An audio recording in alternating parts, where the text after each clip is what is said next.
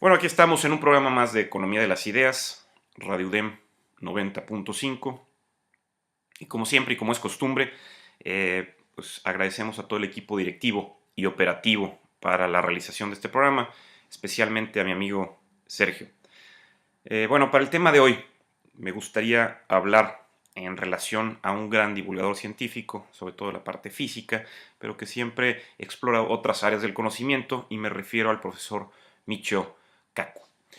Bueno, el profesor Michio Kaku recientemente dio una charla en la denominada Floating University y nos dice, bueno, trabajando en la Universidad de Chicago, nos explica algo en relación a la física, que su especialidad para él es la teoría de cuerdas. Pero bueno, veamos qué nos tiene que decir el doctor. Dice que mucha gente le pregunta, ¿qué ha hecho últimamente por mí la física? Por ejemplo, que van a tener una mejor recepción de televisión, una mejor recepción de internet, constantemente le están preguntando. Y él responde que sí, que dice que la física está en las bases, es las bases de la materia y de la energía. Y los físicos, pues dice, ayudaron a inventar el láser, el internet, la primera computadora, a construir el lenguaje de la internet, también del World Wide Web. También ayudaron a inventar la televisión, por ejemplo, el radio, el radar, los microondas, también los escáneres de MRI, el PET o los rayos X. En otras palabras, él nos dice, todo lo que puedes ver en tu sala, también todo lo que puedes ver en un hospital moderno, en un punto u otro, puede ser rastreado hacia atrás en un físico. Y bueno, él dice que se interesó en la física desde muy pequeño, porque cuando tenía 8 años, un gran físico acababa de morir.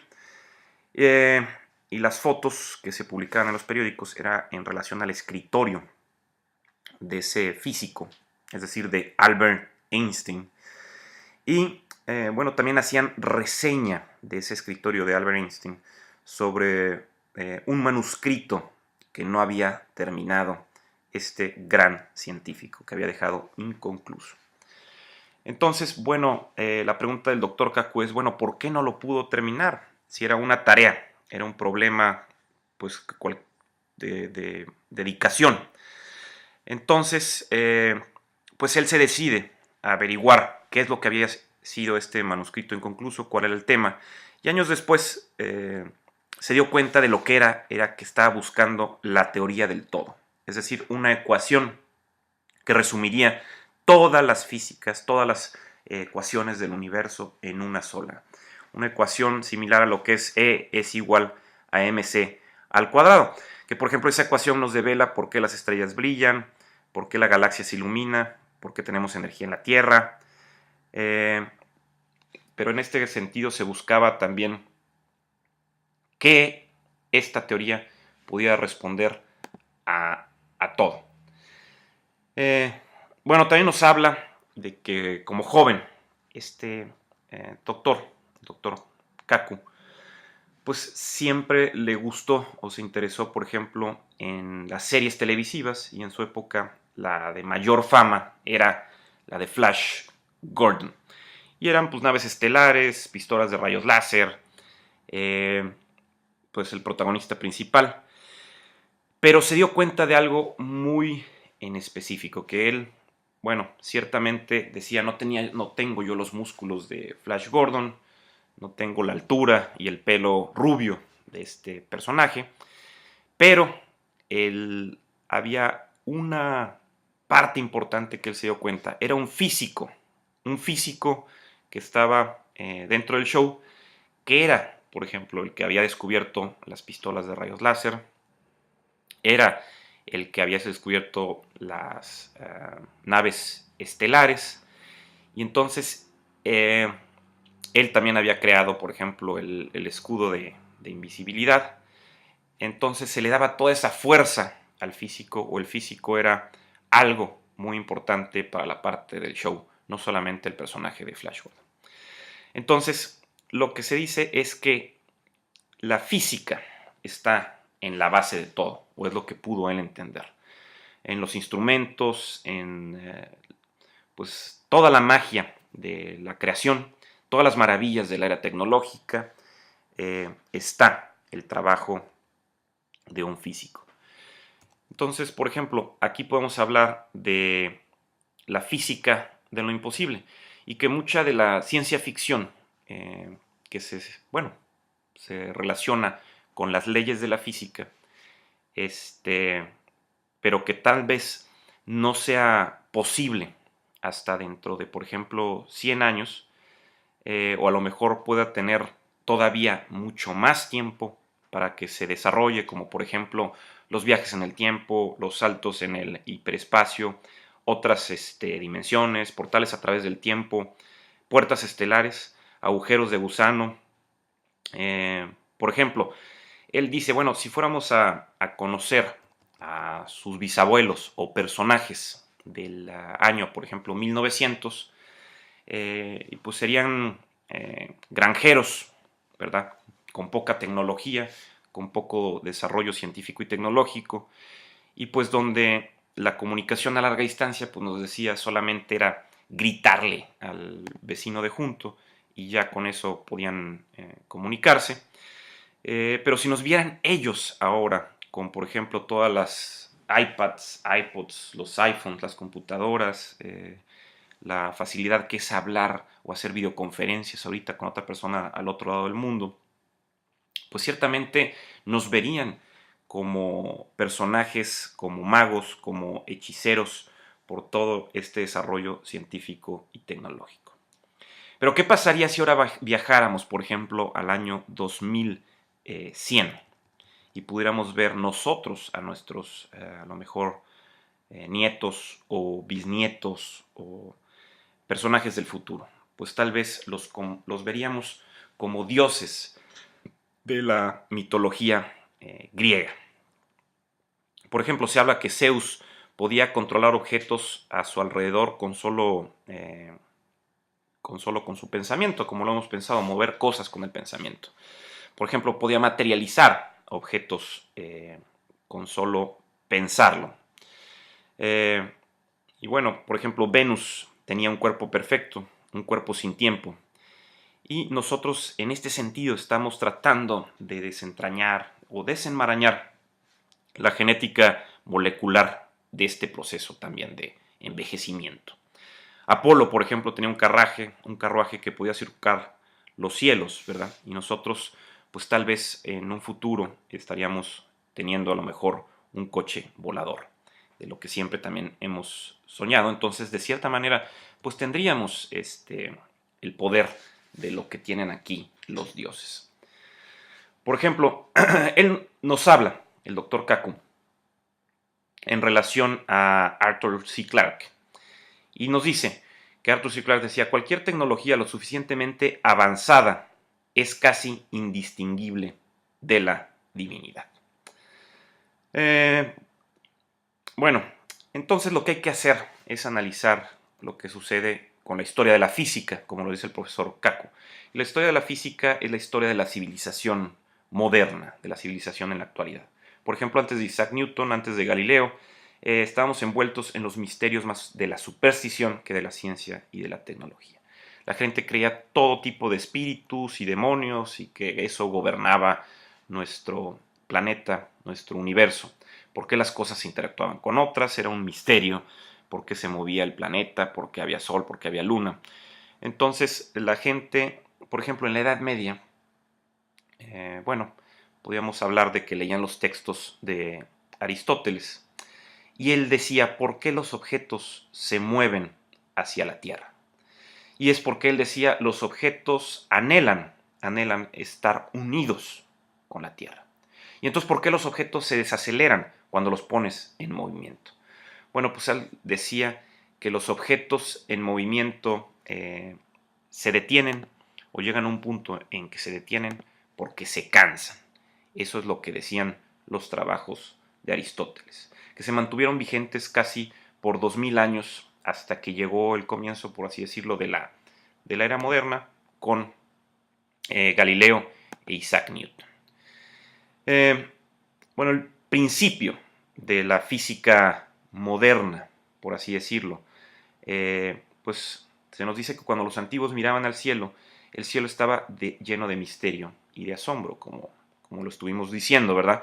Y en el año 1066 por ejemplo, es una fecha muy importante en el calendario británico porque sucede que surcó un cometa los cielos en el campo de batalla de Hastings. Entonces asustó a las tropas este cometa, a las tropas del rey Harold, y un joven británico pues avanzó y derrotó al rey Harold en la batalla de Hastings, creando lo que podemos decir como la monarquía moderna en Inglaterra. Pero la pregunta es, ¿de dónde vino ese cometa? ¿Por qué había llegado misteriosamente en la batalla de Hastings y anunciado, por así decir, la monarquía? Bueno, posteriormente, ese mismo cometa que inició, por así decirlo, la monarquía británica, pasó nuevamente sobre Londres en 1682. Y esta vez todos se preguntaban, bueno, ¿de dónde vienen los cometas? ¿De dónde salen estos cometas? ¿Será que ellos pueden anunciar la muerte de los reyes? ¿Son mensajeros del cielo? Entonces, haciéndose todo este tipo de preguntas, un hombre se atrevió a penetrar en los secretos de los cometas. Y fue Isaac Newton, con solamente 23 años de edad, se tropezó con una de las fuerzas universales, que es la gravitación, que es la gravedad. Bueno, en este sentido, Isaac Newton estaba caminando, dicen que de regreso a su casa en Wilsthorpe, y vio caer una manzana al suelo, como nos lo relatan otros cuentos, otros recuentos. Isaac Newton entonces se hizo la pregunta clave que ayudó a desentrañar los cielos, por así decirlo. Y la pregunta es, si las manzanas caen, ¿también la luna cae? Y pues era una pregunta interesante, a lo cual la respuesta fue sí, efectivamente, también la luna cae. Y esa respuesta desbancó miles de años de misterio y especulación sobre los movimientos celestiales. Es decir, la luna está en caída libre, como lo sucede a la manzana. La luna, por ejemplo, está constantemente cayendo hacia la Tierra, pero no golpea la Tierra porque gira alrededor de ella y con la gravedad está ligada o unida por una fuerza, es decir, por la gravedad que ejerce la Tierra y se encuentra girando entonces esa luna. Y se dio cuenta que las matemáticas, por ejemplo, Newton, de los 1600, pues no eran suficientes para trabajar con los movimientos de una luna que estaba en constante caída. Entonces lo que hizo Isaac Newton es, otra vez decimos a la edad de 23 años, no solo es descubrir la gravedad, sino también creó el cálculo. Es decir, el cálculo creó para analizar todo lo que estaba sucediendo con esta gravitación o con esta caída de la luna. Entonces, las matemáticas de su época, incapaces de calcular todas estas trayectorias, todos estos movimientos de los objetos que están cayendo, Isaac Newton descifró entonces los movimientos de la luna y pudo darse cuenta que si entendía la luna que estaba ahí en esta gravedad, pues también podía entender lo que sucedía con otros planetas del sistema solar. Entonces, bueno, Isaac Newton inventó también un telescopio y fue el telescopio reflector y estaba siguiendo entonces los movimientos de este cometa. Incluso un buen día, un hombre adinerado inglés con el nombre de Edmund Halley se le acercó, hizo un viaje a Cambridge, Edmund Halley, y se fue a entrevistar con el ilustre Sir Isaac Newton. Y bueno, ¿qué sucede con esta charla? Y Halley se supone que le pregunta a Newton, ¿qué te parece entonces este cometa? Nadie entiende los cometas, son un misterio. Y yo he estado fascinado, ella ha estado fascinado o nos ha fascinado a personas por siglos, por milenios. Dice, ¿qué es lo que piensas tú, Newton, acerca de este cometa. Y bueno, el doctor Kaku nos dice que, parafraseando a Isaac Newton, probablemente dijo algo como lo siguiente. Bueno, eso es sencillo. Este cometa está en movimiento en una elipse perfecta y se está moviendo bajo un campo de fuerza de cuadrado con relación a la Tierra. Es decir, lo que se comenta entonces que estaban tratando de explicar lo que sucedió con este cometa, y Halley lo que decía era, bueno, intentemos con mi fortuna publicar entonces un escrito donde se pueda responder lo que estaba sucediendo con este cometa, lo que estaba sucediendo con otros cuerpos celestes, con otros planetas, que había maravillado por siglos y por milenios a las personas con el paso, por ejemplo, de este cometa. Entonces, bueno, volviendo a la explicación de Newton, que dijo, este cometa se está moviendo en una elipse perfecta, se está moviendo bajo un campo de fuerza de cuadrado inverso. Eso es lo que probablemente respondió Newton entonces a Halley. Y dice, bueno, yo lo he estado siguiendo todos los días con mi telescopio reflector y el camino de ese cometa en particular y está de acuerdo a mis matemáticas, es decir, mis matemáticas lo describen perfectamente. Y bueno, dice, luego no sabemos lo que dijo Halley, o Edmund Halley, y dicen, bueno, debe de haber dicho esto. Bueno, lo que dijimos, ¿por qué no se publica algo al respecto y se explica de forma científica esta historia?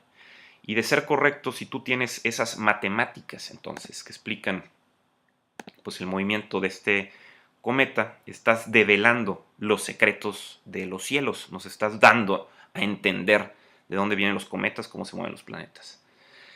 Y dijo, bueno, le dijo, como soy un hombre pues adinerado, costaría mucho tal vez resumir ese cálculo y todos los movimientos, pero hagamos un esfuerzo para publicarlo. Entonces, en este sentido, lo que sucedió con la oferta para que se publicara entonces los trabajos de Newton fue que nace el libro de Principia, es decir, Principia, que nos decía los principios matemáticos que guían a los cielos o que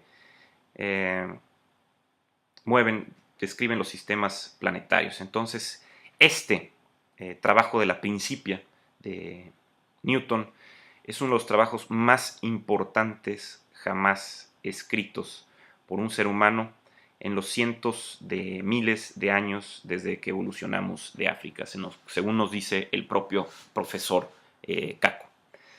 Es decir, con este libro nos damos cuenta de que se inicia una física del universo, fuerzas que controlan el movimiento de los planetas, fuerzas que pueden ser calculadas, fuerzas que gobiernan el movimiento de las balas de cañón, cohetes, piedras, todo lo que se mueve y que se mueve de acuerdo a unas leyes del movimiento, a unas leyes establecidas y al cálculo de Sir Isaac Newton.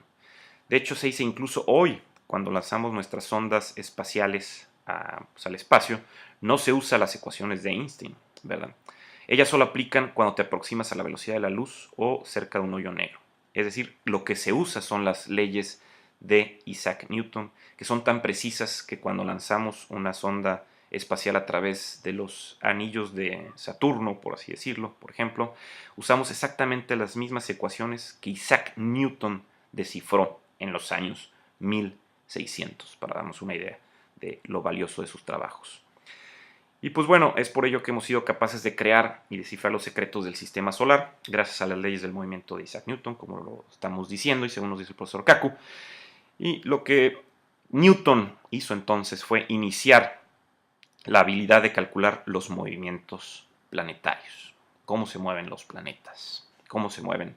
Y también, bueno, inicia la mecánica, las máquinas que operan hoy están bien definidas bajo estas leyes y leyes del movimiento de Newton, que son 3 leyes del movimiento de Newton. Y la primera ley nos dice que los objetos en movimiento siempre se quedan en movimiento para siempre, a menos que les afecte una fuerza externa.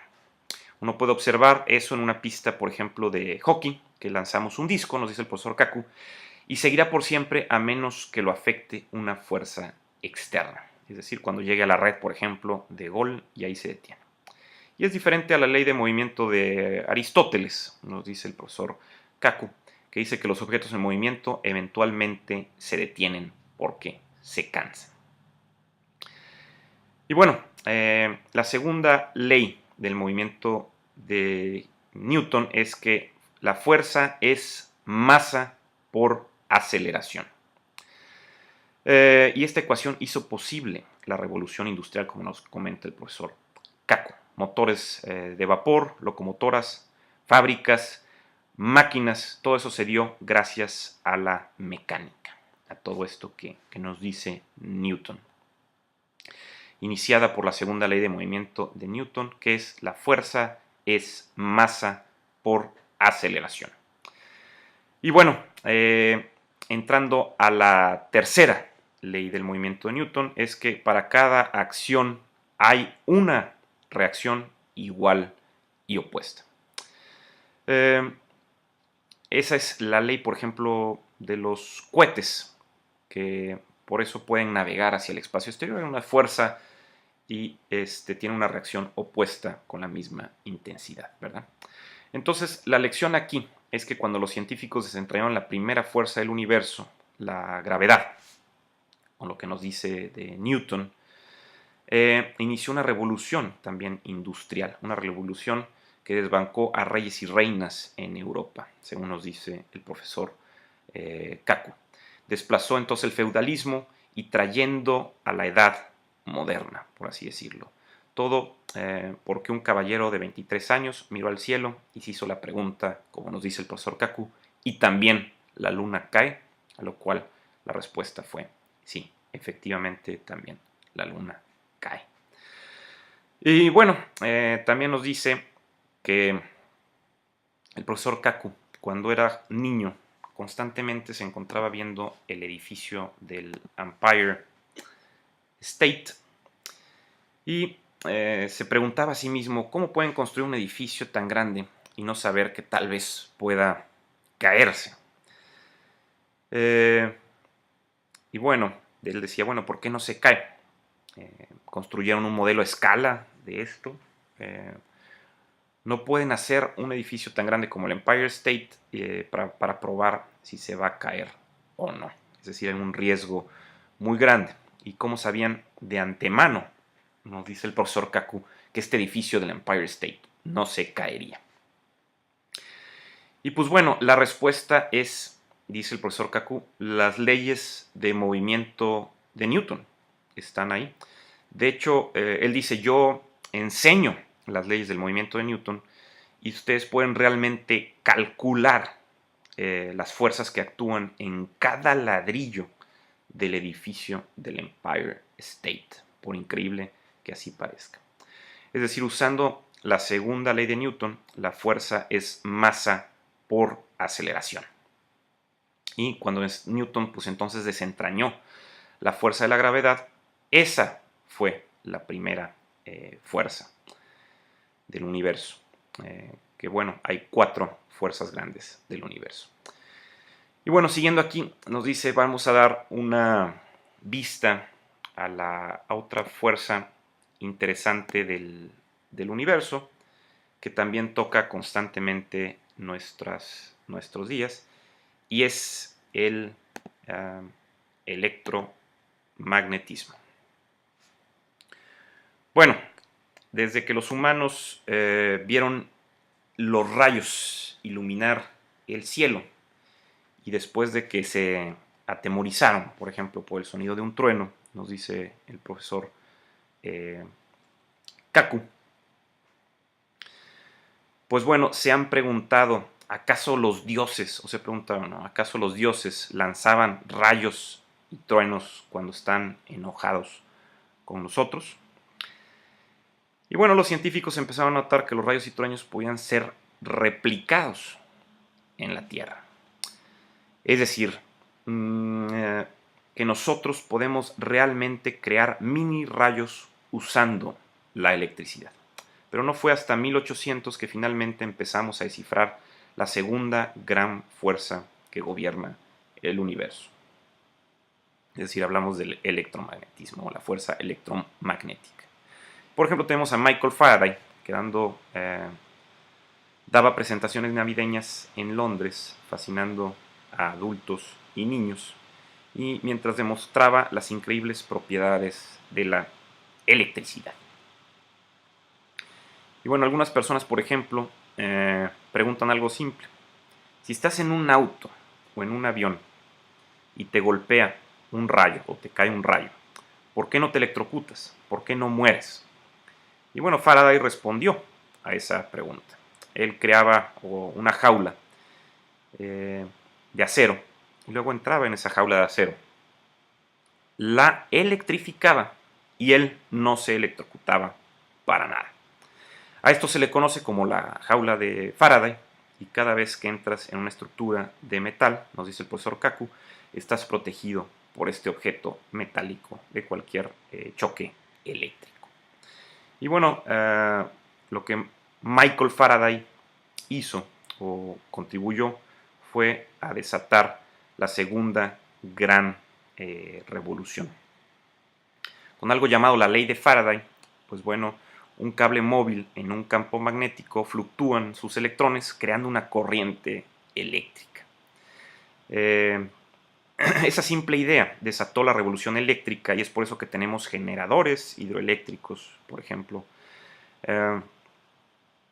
Después, por ejemplo, por eso tenemos diques o presas que pueden producir enormes cantidades de energía, y también por la razón que se construyen plantas nucleares. Es la razón que tengamos también electricidad en nuestros cuartos, y en una escala pequeña, nosotros, por ejemplo, utilizamos la energía esta cuando ponemos una lámpara en una bicicleta y el movimiento de la rueda hace girar un magneto. Y entonces el magneto fluctúan los electrones en un alambre y genera electricidad que ilumina, por ejemplo, la lámpara de esa bicicleta. Entonces, por así decirlo, nos dimos cuenta que la electricidad y el magnetismo fueron unificados en una sola fuerza. Y alguna vez pensamos que la electricidad y el magnetismo, por ejemplo, dice el profesor Kaku, eran cosas separadas. Y ahora sabemos que de hecho son la misma fuerza. Es decir, electricidad y magnetismo son la misma fuerza.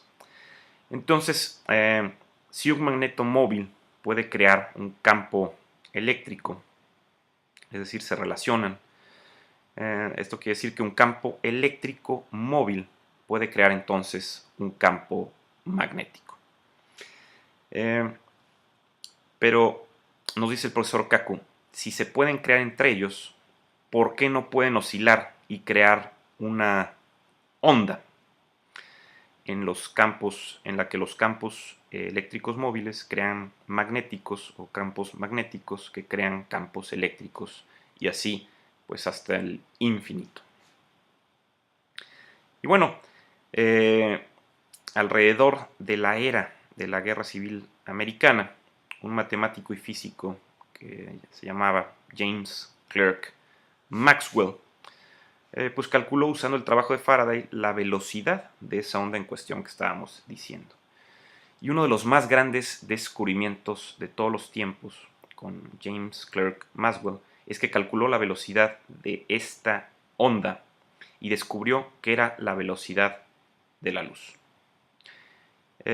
Entonces hizo este increíble descubrimiento, como estamos diciendo, en donde dijo que esto es la luz. Entonces la luz es una onda electromagnética. No es accidentalmente que viaja a la velocidad de la electricidad, y es la luz misma.